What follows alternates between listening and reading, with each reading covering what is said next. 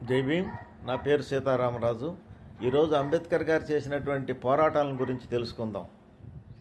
అవమానాలు ఎన్ని జరిగినా చదువు కోసం అనేక పోరాటాలు, అందరికీ ఓటు హక్కు కోసం పోరాటం, అందరికీ మంచినీళ్ళు తాగే హక్కు కోసం మహద్ చెరువు పోరాటం, అందరికీ గుడిలోకి వెళ్ళే హక్కు కోసం కాలారాం గుడి పోరాటం, లండన్ రౌండ్ టేబుల్స్లో వాదించి సాధించిన కమ్యూనల్ అవార్డు రద్దు కోరిన గాంధీతో పోరాటం, పూనా దీక్షతో బ్లాక్మెయిల్ చేసిన గాంధీతో మరొక పోరాటం, రాజ్యాంగ సభలో ప్రవేశానికి కాంగ్రెస్ వారితో పోరాటం, రాజ్యాంగంలో ఆర్టికల్స్ ఆమోదింపజేయటానికి మళ్ళీ కాంగ్రెస్ సభ్యులతో పోరాటం, ఈ దేశ స్వాతంత్రం కోసం తెల్లదొరలతో పోరాటం, దళితుల స్వేచ్ఛ సమానత్వం కోసం నల్లదొరలతో పోరాటం, వివక్షతలు మూఢనమ్మకాల మీద మనువాదులతో మరో పోరాటం, మరి తన జాతిలోనే ఉండి జాతి ద్రోహులు గాంధీ అనుచరులతో మరొక పోరాటం.